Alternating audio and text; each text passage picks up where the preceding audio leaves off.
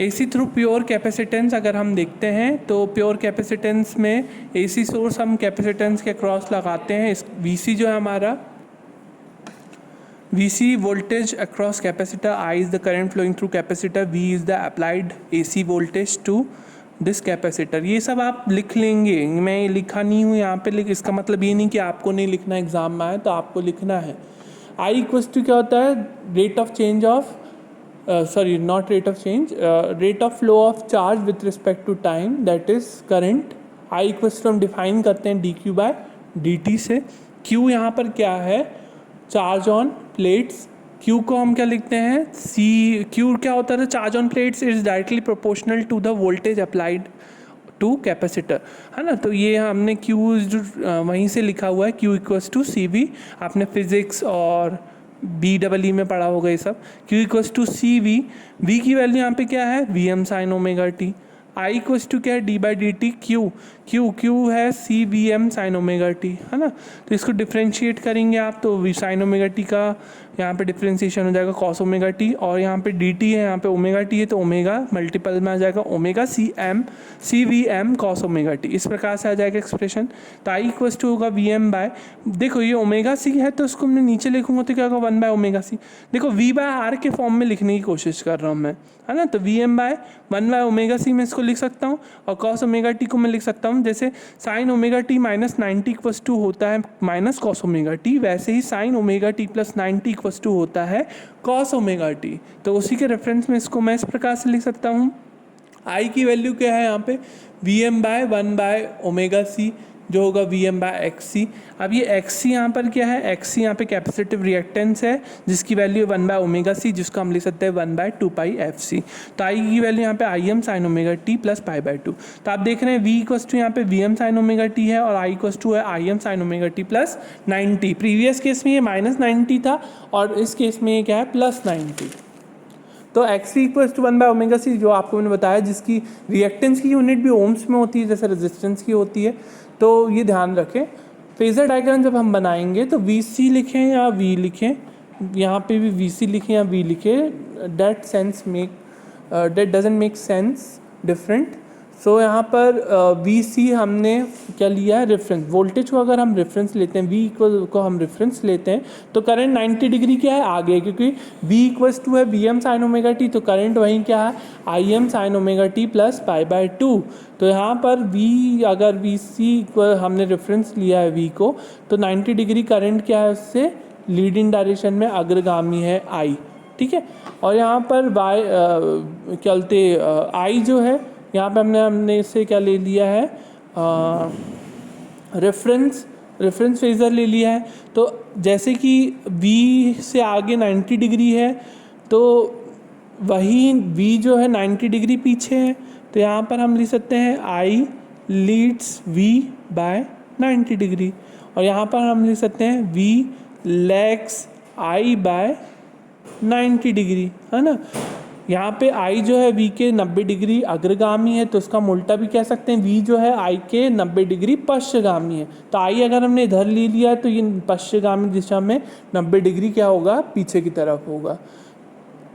Wave form अगर हम बनाएं तो V इक्वल्स टू ये है, तो 90 डिग्री ये पहले है तो ये 90 डिग्री पहले स्टार्ट हो जाएगा करंट का वेव फॉर्म, है ना। तो इस प्रकार से एवरेज पावर यहाँ पे भी जो है निकालेंगे हम इसी प्रकार से sign omega T plus 90।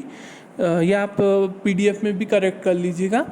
VM IM sine omega T cos omega T, ये sine omega T plus 90 degree को हम क्या लिख सकते हैं cos omega T, half VM IM sine 2 omega T. P average value अगर हमें निकालना है कंप्लीट साइकिल 2 पाई के लिए, तो इसका हम इंटीग्रेट करेंगे तो average value of power equals to आएगी 0। तो यहाँ पे कैपेसिटेंस के केस में भी, प्योर कैपेसिटेंस के केस में भी सप्लाई से जो एवरेज डिमांड ऑफ पावर होती है वो 0 होती है। तो इस प्रकार से L और C में average value of power taken जो होती है फ्रॉम सोर्स वो 0 होती है, परंतु वो रेजिस्टेंस के केस में पावर की वैल्यू 0 नहीं होती। पावर फैक्टर क्या होता है जनरली सर्किट का, ये होता है cosine of the angle between voltage and current. Voltage और करंट के बीच के बने हुए कोण का कोसाइन ही पावर फैक्टर कहलाता है, या प्रतिरोध और प्रतिबाधा का अनुपात ही पावर फैक्टर कहलाता है, या एक्टिव पावर और एपरेंट पावर का अनुपात ही पावर फैक्टर कहलाता है। cos phi equals to R by Z या cos phi equals to P by S. P यहाँ पे है एक्टिव पावर, एस यहाँ पे है एपरेंट पावर। अब ये पावर्स है क्या? एक्टिव पावर क्या है? जनरली एक्टिव पावर पी या डब्ल्यू से रिप्रेजेंट किया जाता है। एक्टिव पावर वह पावर होता है जो कि सर्किट में रेजिस्टेंस में व्यय होता है। ये आप हिंदी में खुद लिखेंगे, ऐसी शक्ति जो परिपथ के प्रतिरोध में व्यय होती हो उसे हम कहते हैं एक्टिव पावर। अब एक्टिव पावर का हिंदी में देख लेना क्या कहते हैं इसे, P और W से इसको रिप्रेजेंट करते हैं। P equals to I square R या वी आई कॉस फाई के रूप में लिखते हैं। इसकी यूनिट जो होती है वो वॉट्स में होती है।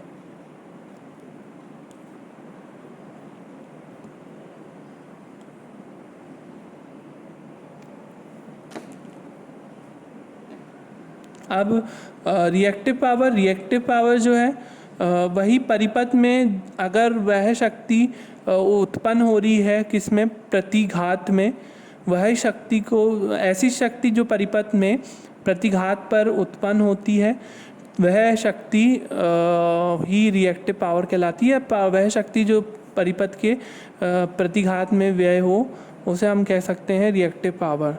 At the power consumed by reactive elements in the circuit, जैसे कि इंडक्टेंस और कैपेसिटेंस, वो जितना पावर एब्जॉर्ब करते हैं वो डिलीवर भी कर सकते हैं। एनर्जी स्टोरिंग एलिमेंट्स होते हैं, डायनामिक एलिमेंट्स होते हैं जो कि एनर्जी को स्टोर करते हैं और एनर्जी रिलीज भी कर देते हैं, same amount of charge deliver कर देते हैं।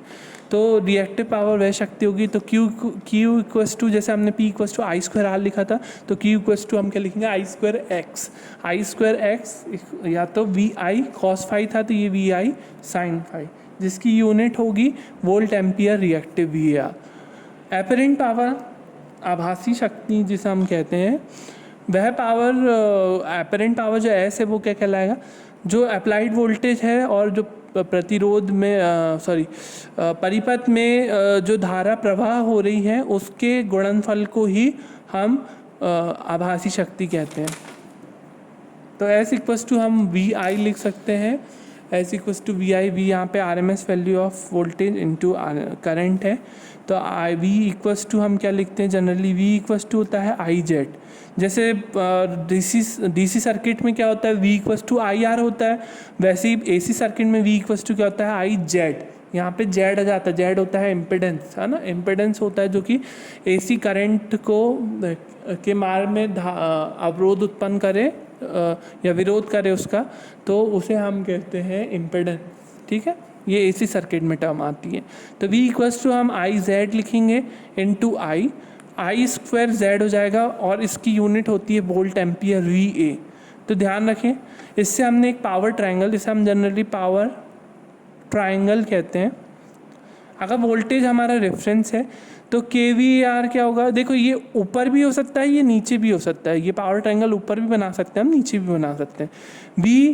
अब जो V जो है वोल्टेज हमने रेफरेंस लिया है, जो इसके द्वारा सर्किट में जो पावर रेजिस्टेंस में कंज्यूम होता है उसे हम कहते हैं एक्टिव पावर। एक्टिव पावर जो होगा वो वोल्टेज के फेज में होगा, उसे हम रिप्रेजेंट करते हैं किलोवाट से। ठीक है, तो इसे हमने किलोवाट लिखा जो कि वोल्टेज के फेज में होगा। और यहाँ पर KVAR जो है या तो ये ऊपर होगा या तो नीचे, ये हमने भी नीचे लिया है। KVAR नीचे मतलब जब ये लैगिंग होगा, लैगिंग पावर होगा हमारा, लैगिंग पावर फैक्टर होगा जब सर्किट में, तो हम KVAR को नीचे बनाते हैं जनरली।